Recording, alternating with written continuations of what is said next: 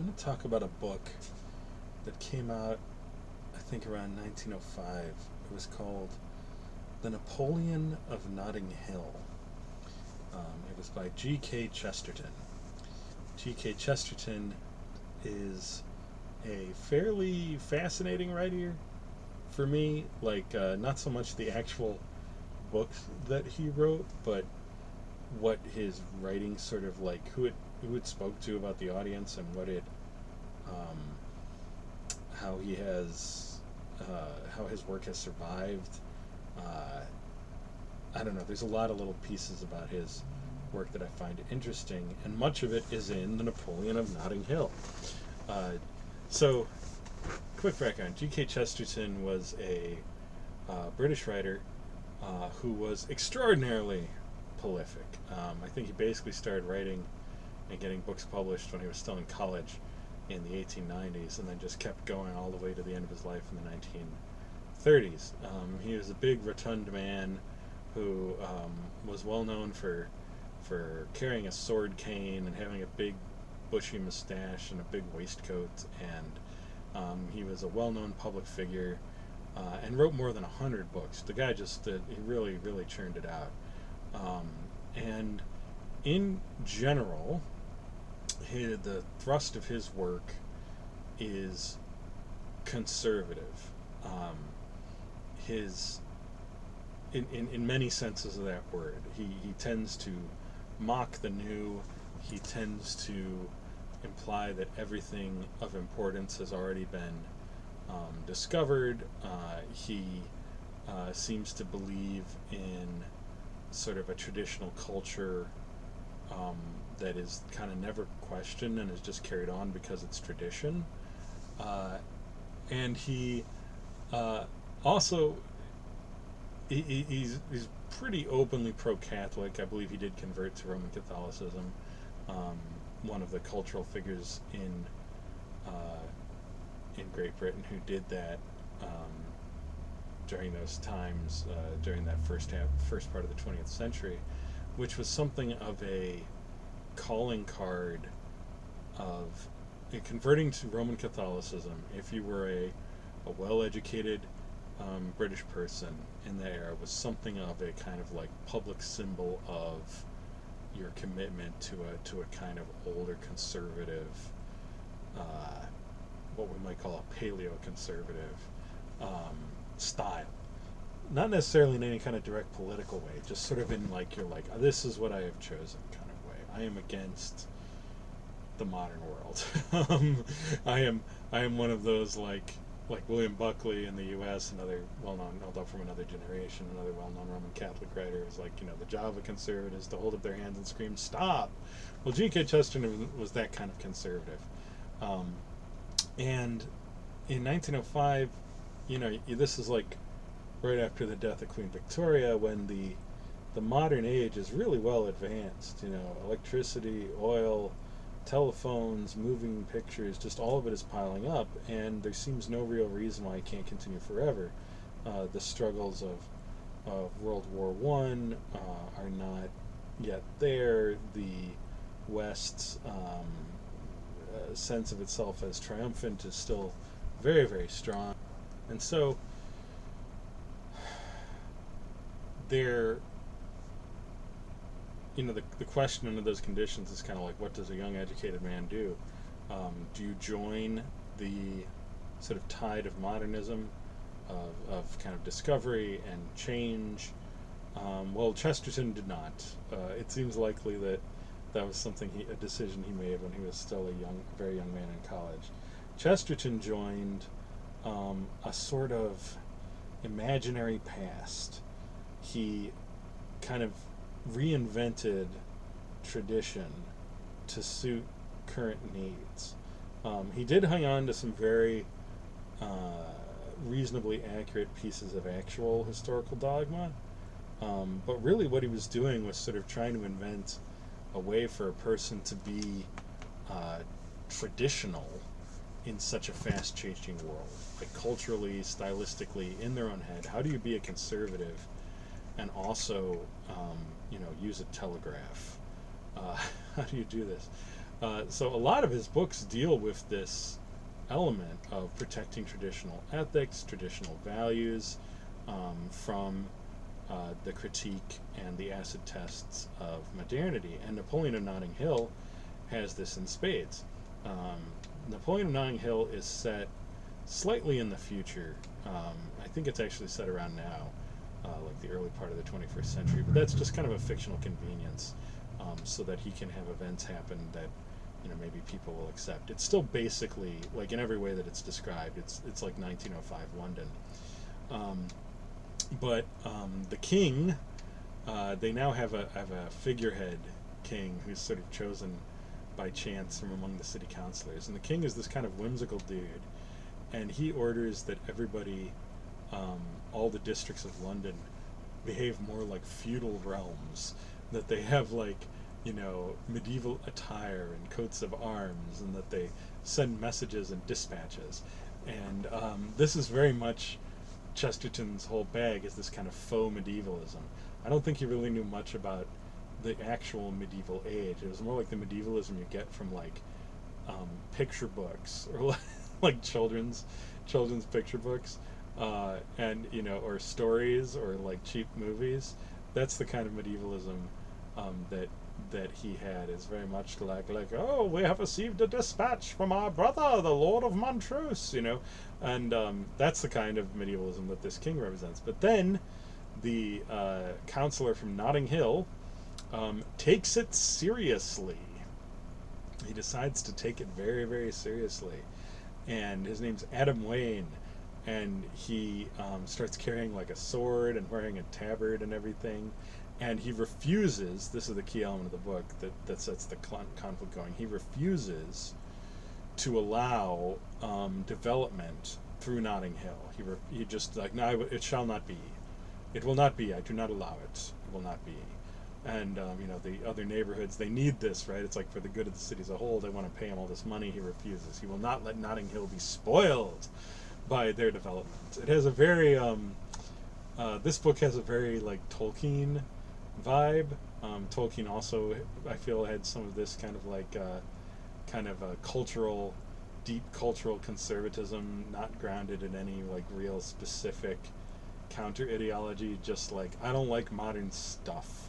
I like trees. That's kind of Adam Wayne's thing. I don't like your roads and your train cars. I like Notting Hill the way it is. So then they go to war. Adam Wayne has mobilized the young men of Notting Hill into a fighting force, and they have their own calls to battle and their weapons and whatever. And he has this friend who has, like, a whole, like, war gamers basement, which now that we actually have plenty of guys with this is pretty funny to me when I read this passage where Adam Wayne meets this guy who helps him build his army, and he's got, like, a whole little, like, war game set up in the basement of his shop, and he's very eccentric for 1905, but nowadays in the US I'm like, oh yeah, I know people who would do that in a heartbeat. So they go to war. Notting Hill goes to war with the rest of London to defend itself from this intrusion, and long and the short of it is, they win. They win by threatening to, like, destroy the whole city. They have access to, like, this reservoir, and it's basically one of those, like if you do not surrender, we will tear the temple down on our own heads. We'll destroy everything. And so London surrenders.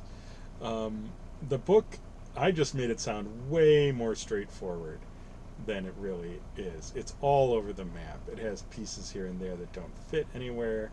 One of the ways that Chesterton was so prolific must have been that he didn't do second drafts or something, because the book is a mess. The story's hard to follow. It bounces from character to character. Chesterton is constantly interrupting with his own authorial voice, which he did all the time. Some people just can't get behind this in any way, and it's definitely undisciplined. He can do more disciplined writing. I've read some of his others, especially in his short stories, where he doesn't have as much sort of time and space to work with. He can keep it a little more under control, but this one's just a mess. But what I thought was interesting about it was the time and place at which it occurred, 1905, before World War I, and it's this hymn to the virtues of war. It really is. It's not. It's a little funny, but it's really a tribute to. Oh, I can't get behind. It's. I can't get behind all of this boring modernism, just development and wealth and making, tweaking laws and budgets. It's so boring. I want color, I want splash, I want blood, I want to be with a band of brothers fighting in a cause. And, it's too early for the name, but you can see how it might resemble a sort of comedic fascism, like the kind in a funny movie like To Be or Not to Be. It's like that kind of fascism, but, World War One really put war into a cocked hat. Uh, as far as you could not easily champion it after World War One um, in European life. You had to take more of a, oh well, sometimes it's necessary. But before World War One, you could still do that. You could still just champion the virtues of war and how they lead to a good life, the share of glory, this kind of thing. And you couldn't do that as easily afterwards. But this is pretty close to that moment, and it's really interesting to see it expressed so firmly in this book. At one point, the figurehead king goes down to the war to witness what happened. Then he goes back and he writes this long, praising dispatch that's sort of designed to wake people up, and let them know that great things are being decided here, great things are happening here. And here's the thing: it's not for any good reason, you know. The society that this is nominally in the future, the society as it's presented is peaceful and rich, and it's almost like Wayne is taking a pleasure in, it's just pure contrarian, you know, destruction and war for its own for its own delight. Um, it reminds me of, I think it's an essay by Freud, Civilization and Its Discontents. That civilization produces contentment, but after a while people get tired of it. People get tired of just sort of casually going about their lives and accruing its rewards, and they want risk and sacrifice and reward and danger and blows, and they want the stakes to be real. That's what this book reminds me of. It's like Chesterton had that same feeling, but before World War One, it was like that I want there to be something big. I want it to be. I want it to look. I want to see the struggles before me rather than have everything carefully masked and managed by administrations and budgets and this kind of thing. I want to see the blood in the streets. Um, I want to see where the lines are, and I want to join a side, and I want that side to win and to struggle, and I don't want it to be easy. I don't want it to compromise and negotiate. I don't want democracy, and I don't want.